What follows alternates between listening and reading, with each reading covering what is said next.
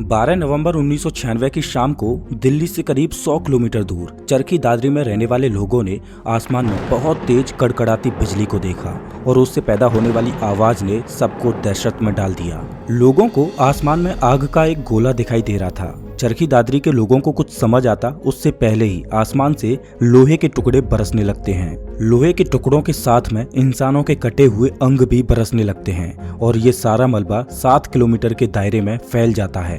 उस दिन भारत में एक ऐसी दिल दहला देने वाली घटना घटी थी जिसकी गूंज पूरी दुनिया में सुनाई दे रही थी। दिल्ली के आसमान में 2 जहाज आमने सामने से ऐसे टकराए कि उस टकराव में उनका मेटल भी पिघल गया और उन दोनों जहाजों में बैठे 349 लोगों की बॉडीज के टुकड़े टुकड़े हो गए। नमस्कार दोस्तों, मैं हूं श्याम तोमर, स्वागत करता हूं आपका इस वीडियो में।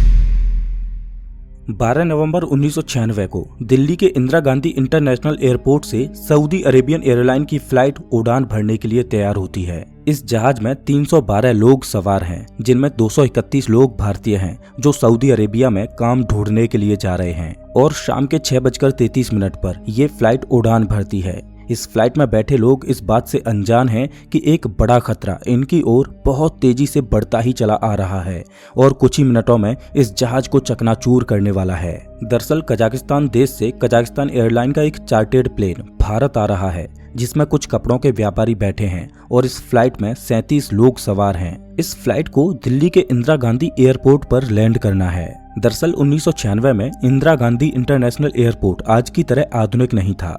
उस समय दिल्ली एयरपोर्ट का एक बड़ा हिस्सा इंडियन एयरफोर्स के लिए रिजर्व था। इस वजह से दिल्ली एयरपोर्ट पर फ्लाइट्स के आने और जाने के लिए एक ही एयरवे मौजूद था। दरअसल एयरवे आसमान में जहाजों के आने और जाने के लिए एक पाथ होता है, उसी पाथ पर जहाजों को उड़ना होता है। ये बिल्कुल वैसे ही होता है जैसे सड़क पर गाड़ियां चलती हैं और उस पर अलग अलग ट्रैफिक लेन्स होती हैं। उसी तरह आसमान में जहाजों के आने और जाने के लिए पहले से ही रास्ता निश्चित होता है। अब जरा सोच कर देखिए कि आने वाली गाड़ियों और जाने वाली गाड़ियों के लिए एक ही ट्रैफिक लेन हो तो क्या होगा। ज्यादा चांसेज होंगे कि आमने सामने से गाड़ियां आपस में टकरा जाएं। इसी वजह से एयरपोर्ट पर आने वाले जहाजों के लिए एक अलग एयरवे होता है और जाने वाले जहाजों के लिए एक अलग एयरवे होता है। अब चूंकि उस समय दिल्ली एयरपोर्ट का ज्यादातर हिस्सा और एयर स्पेस इंडियन एयरफोर्स के लिए रिजर्व था, तो कॉमर्शियल फ्लाइट्स का एक ही एयरवे पर आना और जाना लगा रहता। और 12 नवंबर 1996 की शाम को एक फ्लाइट को यहाँ से टेक ऑफ करना था और दूसरी को लैंड करना था। एटीसी ने सऊदी अरेबियन फ्लाइट को उड़ान भरने के लिए परमिशन दे दी। उस दिन दिल्ली एयरपोर्ट पर एटीसी में इन फ्लाइट्स को इंस्ट्रक्शंस देने के लिए 42 वर्षीय वीके दत्ता ड्यूटी पर नियुक्त थे। दरअसल एक ही एयरवे पर आमने सामने से कोई फ्लाइट आती है तो उनके बीच में 1000 फीट की वर्टिकल डिस्टेंस होनी चाहिए और 1000 फीट की दूरी बनाकर दोनों फ्लाइट्स एक दूसरे के नीचे से गुजर जाती हैं। कजाकिस्तान एयरलाइन का प्लेन दिल्ली एयर स्पेस में प्रवेश कर जाता है। अब इन दोनों जहाजों को वीके दत्ता एक साथ गाइड कर रहे थे। कुछ समय बाद सऊदी अरेबियन का जहाज 10,000 फीट की ऊंचाई पर पहुंच जाता है और पायलट वीके दत्ता से 14,000 फीट की ऊंचाई पर जाने के लिए क्लियरेंस मांगता है। VK Datta Saudi Arabian flight को 14,000 फीट की ऊंचाई पर जाने के लिए परमिशन दे देते हैं और अरेबियन फ्लाइट 14,000 फीट की ऊंचाई पर पहुंचकर उड़ान भरने लगती है। उस समय दिल्ली एयरपोर्ट पर सिर्फ एक ही प्राइमरी रडार था जो केवल मॉनिटर पर फ्लाइट्स को ब्लिंक करके दिखाता था। प्लेन कितनी ऊंचाई पर उड़ रहा है या प्लेन की रफ्तार कितनी है, इन चीजों की जानकारी एक सेकेंडरी रडार से मिलती, लेकिन उस समय दिल्ली एयरपोर्ट पर सेकेंडरी रडार था ही नहीं। इस वजह से एटीसी को प्लेन की ऊंचाई और उसकी रफ्तार के बारे में प्लेन के पायलट के ऊपर ही निर्भर रहना पड़ता था। वीके दत्ता कजाकिस्तान एयरलाइन के पायलट को 15,000 फीट की ऊंचाई पर आने के लिए बोलते हैं और पायलट को बताते हैं कि उनके नीचे से सऊदी अरेबियन फ्लाइट गुजरने वाली है, तो 1000 फीट की वर्टिकल डिस्टेंस बनाए रखें। वीके दत्ता अपनी स्क्रीन पर इन दोनों फ्लाइट्स को एक दूसरे के पास आते हुए देख रहे हैं। ये दोनों ब्लिंकिंग डॉट्स एक दूसरे के पास आती जा रही हैं और देखते ही देखते ये दोनों ब्लिंकिंग डॉट्स एक दूसरे में फ्यूज हो जाती हैं। अब इन दोनों ब्लिंकिंग डॉट्स को एक दूसरे से दूर जाना चाहिए था, लेकिन एक दूसरे में फ्यूज होने के बाद अचानक ये डॉट्स स्क्रीन से गायब हो जाती हैं। वीके दत्ता समझ चुके थे कि कुछ न कुछ अनहोनी हो चुकी है। इधर दिल्ली से करीब 100 किलोमीटर दूर चरखी दादरी में रहने वाले लोगों को दिखाई देता है कि आसमान बहुत तेज रोशनी के साथ जगमगा उठा है, जैसे मानो आसमान में बिजली चमक रही हो और उन्हें बहुत तेज आवाज सुनाई देती है और आसमान से लोहे के टुकड़े बरसने लगते हैं। ये दोनों विमान एक दूसरे से टकरा चुके थे। इधर कंट्रोलर दत्ता बार बार इन फ्लाइट से संपर्क करने की कोशिश करते हैं, लेकिन दूसरी ओर से कोई जवाब नहीं आता और वीके दत्ता की चिंता बढ़ती जाती है। उसी समय में वहां से अमेरिकन एयरफोर्स का एक प्लेन गुजर रहा था, तो अमेरिकन एयरफोर्स के पायलट ने एटीसी को बताया कि उसने आसमान में तेज रोशनी को देखा है। इसी के साथ कंट्रोलर दत्ता का शक यकीन में बदल जाता है। इधर क्रैश साइट पर कई किलोमीटर के दायरे में लाशें और जहाज के टुकड़े बिखर जाते हैं। ये देश के इतिहास की पहली और इकलौती ऐसी घटना बन जाती है जिसमें 2 प्लेन आसमान में टकराकर चकनाचूर हो गए हों।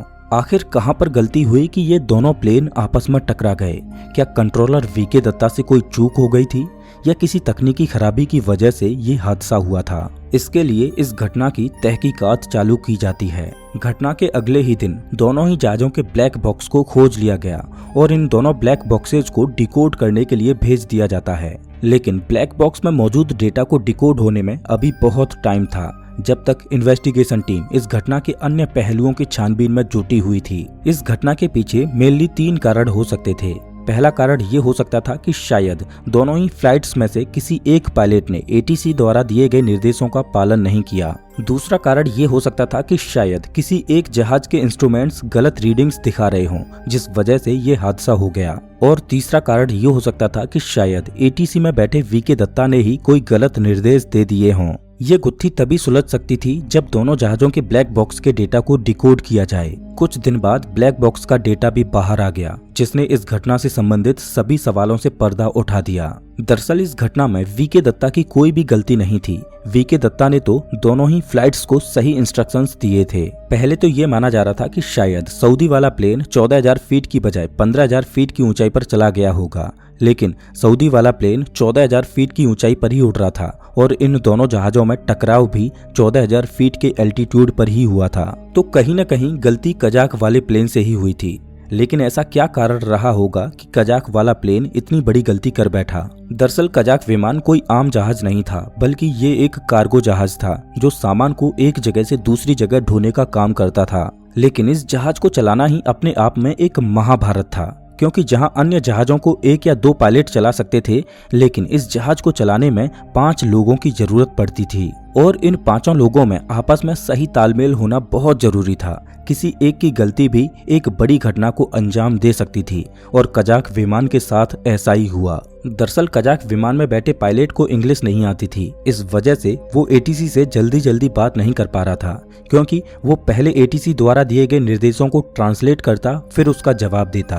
और इस काम के लिए जहाज में अलग से एक ट्रांसलेटर मौजूद था जो रेडियो कम्युनिकेशन को संभाल रहा था। लेकिन कजाक विमान के क्रू में एक और बड़ी प्रॉब्लम ये थी कि वो डिस्टेंस को मीटर में मेजर करते थे, तो फीट और मीटर में वो कंफ्यूज हो गए। इस वजह से एटीसी द्वारा दिए गए निर्देशों का वो सही से पालन नहीं कर पाए और वो अपने प्लेन को 15,000 फीट की बजाय 14,000 फीट की ऊंचाई पर ले आए और सामने से आ रहे सऊदी प्लेन से टकरा गए। इस घटना में 349 लोगों की जान चली गई और उनके घर वालों को उनकी बॉडी भी नसीब नहीं हुई। सऊदी प्लेन के ब्लैक बॉक्स की रिकॉर्डिंग में ये भी पता चला कि जब ये प्लेन आपस में टकरा गए, उसके बाद उनके क्रू को ये पता चल गया कि अब वो नहीं बच पाएंगे, तो मरने से पहले उन्होंने अपनी इस्लामिक प्रार्थना बोली और सऊदी प्लेन की ब्लैक बॉक्स की रिकॉर्डिंग वहीं खत्म हो गई। ये घटना देश के इतिहास की सबसे भीषण घटनाओं में से एक थी। इस घटना के बाद इस इंडस्ट्री में बहुत से बदलाव किए गए कि आगे फिर से ऐसी कोई घटना ना घटे। पहला बदलाव तो ये था कि विमानों के आने और जाने के लिए अलग अलग कॉरिडोर बनाए गए। दूसरा, सेकेंडरी रेडार्स को इंस्टॉल किया गया, जिससे आसमान में उड़ने वाले जहाजों की सही पोजीशन का आकलन किया जा सके। और सरकार ने ये मैंडेटरी कर दिया कि अब हर उड़ने वाले जहाज में TCAS यानी ट्रैफिक कोलिजन अवॉइडेंस सिस्टम को लगाया जाए। दरअसल TCAS एक ऐसा सिस्टम है जो ये बताता है कि जब कोई जहाज किसी जहाज के आमने सामने से आ रहा है तो उसमें एक अलार्म बज जाता है और ये सिस्टम पायलट को बताता है कि किधर मुड़ना है कि हादसे को टाला जा सके और कम्युनिकेशन मिस्टेक्स ना हो, इसके लिए अंग्रेजी भाषा को जरूरी कर दिया गया। अगर कोई पायलट है तो उसको अंग्रेजी आना अनिवार्य है। इन बदलावों के बाद सौभाग्य से आज तक 2 विमानों के बीच मिड एयर कोलिजन नहीं हुआ। हालांकि आसमान में उड़ रहे जहाजों के साथ कभी कभी कोई ऐसी घटना घट जाती है जो सबको हैरान कर देती है। ऐसी ही एक घटना साल 2014 में फ्लाइट MH370 के साथ घटी, जिसमें यात्रियों से भरा जहाज अचानक गायब हो जाता है। ये जहाज कहां गायब हुआ, इस बात का आज तक कोई अता पता नहीं है। फ्लाइट MH370 की कहानी को आप स्क्रीन पर दिख रही इस वीडियो में देख सकते हो। मैं आपको वहीं मिलता हूँ।